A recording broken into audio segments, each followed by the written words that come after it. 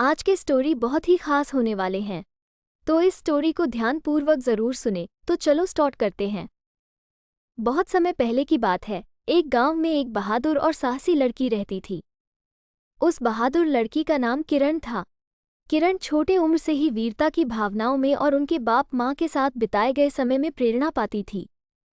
किरण के पिता एक सामान्य से किसान थे, लेकिन उन्होंने हमेशा किरण की शौर्य एवं साहस भरी कहानियों से उसकी मनोबल को बढ़ावा दिया करते थे।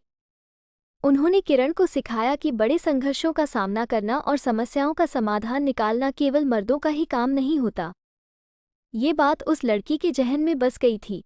एक दिन गांव में खबर फैल गई कि पास के जंगल में एक बहुत ही खतरनाक राक्षस आया है और वो गांव पर आक्रमण करने की कोशिश कर रहा है। गांव के सभी लोग बहुत घबराए एवं डरे हुए थे और सबको उस राक्षस से डर लग रहा था। लोगों में अफरा-तफरी का माहौल बन गया था। सभी लोग चीखते चिल्लाते घरों में छिपकर उस राक्षस से रक्षा की बात कर रहे थे, लेकिन कोई भी उस खतरनाक राक्षस का सामना नहीं करने को तैयार था। किरण ने भी इस स्थिति को देखकर बहुत दुखी हुई। उसने ये तय किया कि अब वो पूरे गांव की सुरक्षा खुद करेगी। वो तुरंत अपने पिता से मिलने पहुंची और उनसे उस राक्षस के खिलाफ लड़ने की इच्छा और संकल्प व्यक्त की। उसके पिता अपनी बेटी की बहादुरी और साहस को देखकर बहुत प्रसन्न हुए। किरण ने एक युद्ध के विशेषज्ञ शिक्षक से अपनी तैयारी शुरू कर दी और उसने कई दिनों तक लगातार दिन रात मेहनत की।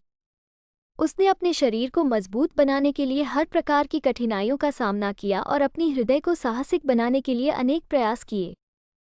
अंत में किरण को उस राक्षस से मुकाबला करने का समय आया।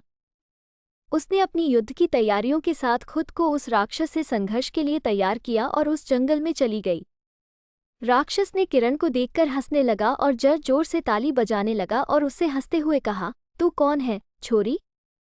मैंने कई लोगों को डराया है, लेकिन एक लड़की को पहली बार देख रहा हूँ जो मेरे सामने खड़ी हो रही है। किरण ने अपनी साहस और दृढ़ संकल्प के साथ उस राक्षस के सामने खड़ी होते हुए कहा, मैं तेरी दुर्बलता और दुष्कर्मों का अंत करने आई हूँ। मैं तुझे यहाँ से अपने साहस और वीरता से हराऊंगी। राक्षस की यह बातें सुनकर किरण का मन नहीं भरा। वो जानती थी कि यह संघर्ष सिर्फ शारीरिक बल पर नहीं, बल्कि साहस और सामर्थ्य में है। किरण ने राक्षस के सामने उसके सभी बुरे कामों गिनाया और उससे मानवता के लिए काम करने की अपील की। वो राक्षस को ये समझाने की कोशिश कर रही थी कि उसकी शक्तियों का उपयोग उन्हें उनके बुरे कामों के बजाय मानवों की सुरक्षा के लिए करना चाहिए। राक्षस ने किरण की बातों को सुनकर सोचने लगा और उसके दिल में कुछ बदलने लगा। उसने किरण से कहा, तूने मुझे समझाया कि शक्तियों का सही उपयोग करना जरूरी है। मैं यहाँ से जा रहा हूँ, लेकिन मैं तेरे बातों का पालन करूँगा। राक्षस ने गांव के लोगों के साथ समझौता किया और उनसे माफ़ी मांगी। उसने उनके साथ एक समझौता किया कि वह अब उनकी सुरक्षा करेगा और किसी भी तरह से किसी का नुकसान नहीं करेगा। किरण ने अपनी बहादुरी और साहस से न केवल अपने गांव को सुरक्षित किया, बल्कि उसने एक बदलाव की प्रेरणा सभी को दी, खासकर गांव की लड़कियों को। उसने सिखाया कि छोटी सी लड़की भी बड़े संघर्षों, कठिनाइयों का सामना कर सकती है और अपने दृढ़ संकल्प और मनोबल से जीत सकती है। बहादुरी की कहानी हमें ये सिखाती है कि शांति, सद्भाव और समर्पण के साथ हम किसी भी मुश्किल से सामना करके उससे छुटकारा पा सकते हैं।